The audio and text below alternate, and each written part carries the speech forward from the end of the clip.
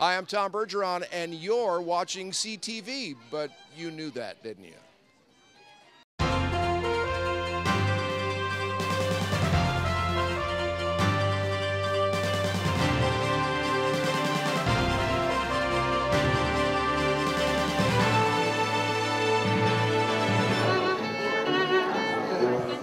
Hi, everyone, and welcome to another edition of City Spotlight. I'm your host, Pablo Pereira. We're at the Barnes & Nobles here at the Commons in Calabasas for a very, very special book drive for a very, very special young man that helps benefit Children's Hospital Los Angeles. Let's go inside and check it out. And I mean, we're ready to go with you.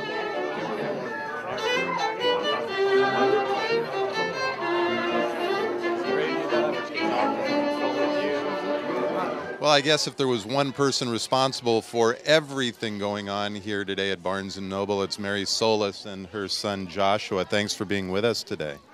You're welcome. You're welcome. Mary, tell me a little bit about this program, what it's called, how it came about, and how you got involved. Well, the program is called the Literally Healing Program, and it's at Children's Hospital Los Angeles. And my son Joshua is a patient at Children's, and he's an orthopedic patient there. And we have spent time at the hospital waiting. And while we were sitting there, we looked up and saw a bookmark for the program. And it just really spoke to us that there were books out there being given to kids, and we learned that the program gives brand new books to the children in the hospital, gives them reading opportunities, and we were just so moved. And we thought, what can we do to kind of give back, thank the hospital for the amazing place it is, to help kids, and way to kind of have kids helping kids. It's important to care for people that actually need it, and there are people that do, and it's always good to help. Well, it's fantastic that the community has turned out to not only bring kids to books, but to help donate to Children's Hospital Los Angeles and bring books to kids that are in the hospital, that are disadvantaged, that can't do for themselves what we have the blessings to do for ourselves here in Calabasas. It's just important to be there for others that are less fortunate or they're going through a tough time. For kids that can't get to the bookstore or go to a library, that are in the hospital, this is an amazing program for them. And it's just so wonderful that all the kids are participating.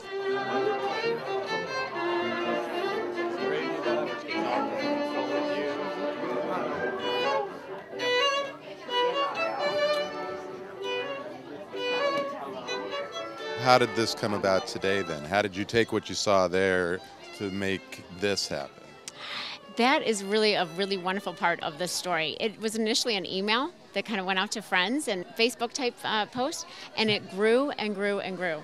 And Joshua is a student at the preschool, the Calabasas Clubhouse, and April and everyone over there with the city was like, this is a wonderful thing. We're happy to support it. The Solis family has done a wonderful job in putting this out to the community, and the idea of giving books and giving an opportunity for those undergoing treatment and care to read and receive gifts of literary significance and pleasure is incredible.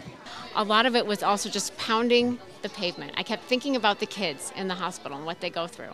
And Joshua and I just decided, let's see what we can do here locally. So we walked into Barnes & Noble, asked them, they met Joshua, heard his story, and they were totally on board. How great was it for you folks at Barnes & Noble to put this on today? Lots of fun. Would have been fun at any time of year, but that holiday giving idea, really wonderful. Mr. Bergeron's coming out today. He happens to be a neighbor of ours, and we know he's an active supporter. We're in the season of giving, right? We're in the holiday season. I think it's a wonderful way to underscore what really should be important about that. Not the stuff that we get, but the stuff that we give, which in turn gives us something back that's even more profound. Children need to be taught that there are others out there that have less than them, and it's always better to give than to receive. So what are you asking people to do now? Donate new books to the hospital. They can buy books that are available on the wish list. They're all here and kind of pulled. Check them out downstairs, and they're going to go to the hospital, and they'll get into circulation for the kids there. It's very nice to donate books to people who need them and to entertain them at the hospital. I think the fact that these kids are in the hospital and They're stuck there for anywhere from a day to multiple weeks, depending on what their illness is. And the fact that this drive allows books to be given to them that they can read in the hospital and then take home, it's just a great, fantastic cause. So it's buying new books or gift cards and spreading the word and supporting, this program and letting people know that the hospital, among its many resources and programs it has, does have the specific program about books and reading, and it needs support. It's an important thing for people to do, an important experience for kids to have, to participate not only in the charitable aspects of this, but also in the reading and educational aspects. And how do you think reading books can help kids who are sick? I think it can take them off their thoughts and bring them to a different world. A kid who has an illness might not be out running around on the playground with his brothers and sisters or other neighbors as much. It gives them a world. Books for all of us open us to new worlds and new experiences, but particularly for anyone, be they a child or an adult, who can't get out for whatever reason, whether it's illness or whatever, just can't get it to the outside world. Books are a wonderful magic carpet to do that. I am teaching all my friends. What does Gerald say? When they read a story, and whether it's the pictures or the words that are in the book and they're holding it in their hand or they're hearing somebody else read it to them, they might see something that kind of like speaks to them or helps them get their imagination, to another place, or learn a new fact, or be able to kind of leave the moment if they're in a struggle. I think for them, just knowing that they're not really alone, because there's other children out there that know what they're going through and can somehow just make them smile. What makes you happy? By giving them something to do, or just giving them something, saying, we know you're in there and you can't come out, so here's a book for you to read, and you can enjoy bedtime stories just like we do. The gifts that the kids receive, the books that they receive, is so important to their healing and their recovery. He stood out from the very beginning. He stood out here. He stood out there. It's really a wonderful thing to see these kids get these books and gifts at the holiday season.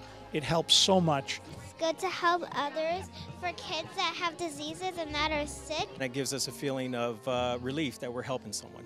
Great way to give back to the community. Sometimes not so good things happen and people overcome. They make the best of it and do something positive that affects a lot of other people in the community and all around. And that's what you and your family have done. And I know it will continue. And thanks for the beginning of something great for all our kids. Come to Barnes & Noble and donate a book to the Children's Hospital. Knees and toes, did you bring your head, your shoulders, knees and toes, and eyes and ears and mouth and nose, head and shoulders. Try not to be disgusting. All right, that was way too easy. We're going to go faster, okay? Are you ready? Ready. 1, 2, 1, 2, 3, 4. Head, shoulders, knees and toes, head, shoulders, knees and toes, eyes and ears and mouth and nose. Well, that's going to do it for this edition of City Spotlight. We hope you've enjoyed the program. More importantly, we hope this will get you to help donate books to this very important program.